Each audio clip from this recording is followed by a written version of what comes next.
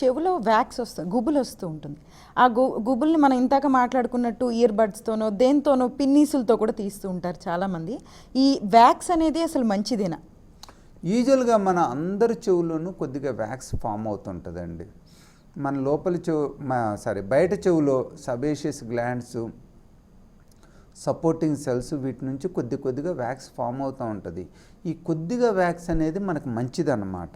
అంటే wax formation is normal, కానీ అది కనుక ఎక్యుములేట్ అయ్యిందంటే అది అబ్నార్మల్ అన్నమాట. ఎందుకంటే ఈ ఎక్యుములేట్ అయిన వ్యాక్స్ రోజు రోజుకి పెరుగుతూ పోయి చెవులో ప్రెషర్ వచ్చి ఆ skin infections, underlying bone infection వస్తుంది అనమాట.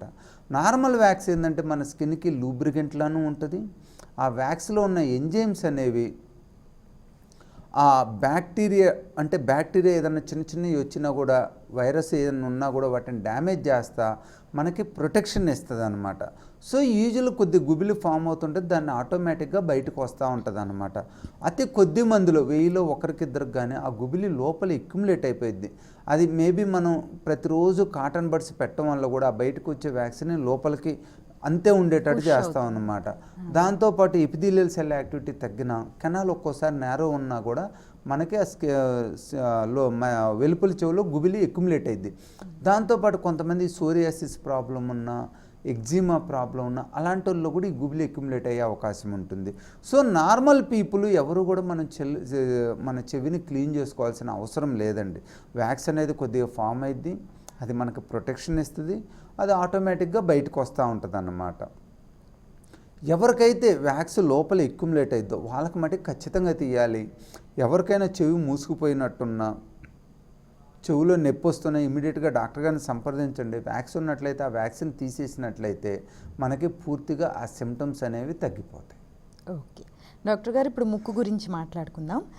మనకి చిన్న పిల్లల నుంచి కూడా ఇద్దరు పిల్లలు కొట్టుకుంటున్నారంటే ఎవరైనా ఒకళ్ళు ముక్కు మీద గుద్దంగానే రక్తం రావడం, లేకపోతే దేనికన్నా కొట్టుకుంటే రక్తం రావడం, లేకపోతే సాధారణంగా కొంతమందికి ఊరికే రక్తం వచ్చేస్తూ ఉంటుంది ముక్కులోంచి.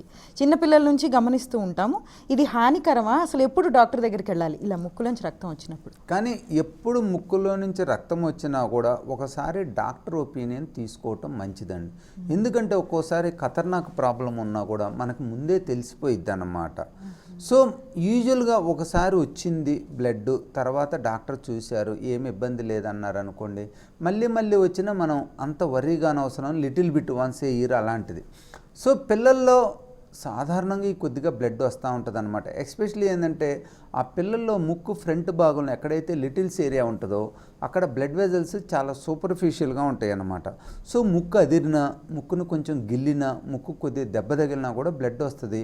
అది యూజువల్గా ఆగిపోతూ ఉంటుంది, కానీ ఎక్కువ సార్లు రావటం మంచిది కాదండి. సంవత్సరానికి 1-2 సార్లు వచ్చింది, ఫ్యూ డ్రాప్స్ ఆగిపోయింది అనుకోండి, డాక్టర్ గారు కూడా ఎగ్జామినేషన్ చేసి వేరే ప్రాబ్లం లేదన్నారు అనుకోండి, వర్రీ కావాల్సిన అవసరం లేదు. అలా కాకుండా రికరెంట్గా వస్తుంది, ఆ బ్లడ్ లిటిల్స్ ఏరియా నుంచి వస్తుందంటే దాన్ని యూజువల్గా కాటరేజ్ చేస్తాం అనమాట. కెమికల్ కాటరీ కానీ, దాంతో తగ్గకపోతే ఎలక్ట్రో కాటరీ కానీ చేస్తాం అనమాట. కానీ కొంతమందిలో ఏంటంటే టీలియాంజెక్టిక్ బ్లడ్ వెజల్స్ ఉంటాయి అనమాట. అంటే రక్తనాళాలు ఉబ్బుగా ఉంటాయి. అలాంటి వాటిల్లో మటుకి మనం ఆ ఏవైతే ఉబ్బుగా ఉన్నాయో రక్తనాళాలు, వాటిని మనం కోయాగులేట్ చేయటం మంచిది. రెండోది ఏంటంటే ఓల్డ్ ఏజ్ పీపుల్లో కూడా రక్తం వస్తూ ఉంటుంది. వీళ్ళకి కారణం ఏంటంటే ముక్కు ఎండిపోయి ఆ ఎట్రోపిక్ మ్యూకోజా ఉన్నప్పుడు మనం కొద్ది గిల్లినా కూడా బ్లడ్ వస్తూ ఉంటుంది అనమాట. అలాగే ఎవరికైనా కాన్స్టిపేషన్ ప్రాబ్లం ఉన్నా కూడా గట్టిగా ముక్కుతుంటారు వాళ్ళు టాయిలెట్కి వెళ్ళినప్పుడు, దానివల్ల కూడా హెడ్ మీద ప్రెషర్ పడి మన ముక్కులో బ్లడ్ వచ్చేస్తుంది అనమాట. అలానే కొంతమందిలో ఆ ఆర్టరీ బ్లీడింగ్స్ అవుతూ ఉంటాయి ఓల్డ్ ఏజ్లో, హైపర్ టెన్షన్ ఉన్న వాళ్ళు. వీళ్ళల్లో కూడా మనం యూజువల్గా మేజర్ బ్లీడింగ్ లేదు, జస్ట్ మ్యూకోజల్ లాసరేషను, మ్యూకోజల్ అన్హెల్తీగా ఉందంటే కెమికల్ కాటరీ పెట్టుకొని మనం నయం చేసుకోవచ్చు. అలా కాకుండా బ్లడ్ వెజల్ కనుక రప్చర్ అయిందంటే దాన్ని ఎలక్ట్రో కాటరీ ద్వారా కానీ, లేజర్ ద్వారా కానీ మనం బ్లాక్ చేసుకోవచ్చు అన్నమాట. అలా కాకుండా కొంతమందికి సెప్టల్ డీవియేషన్ ఉండి, స్పర్ ఉండి, ఆ ఎక్యూట్ యాంగులేషన్ దగ్గర నుంచి బ్లడ్ వస్తూ ఉంటుంది. అలాంటి వాళ్ళలో మటుకు మనం సెప్టోప్లాస్టీ విధానం ద్వారా సర్జరీ చేసి ఆ నడిమధ్యలో ఉన్న ఆ టిష్యూని కనుక మనం ఫైబ్రోజ్ చేసినట్లయితే యూజువల్గా వాళ్ళకి బ్లడ్ వచ్చే అవకాశం ఉండదు అన్నమాట.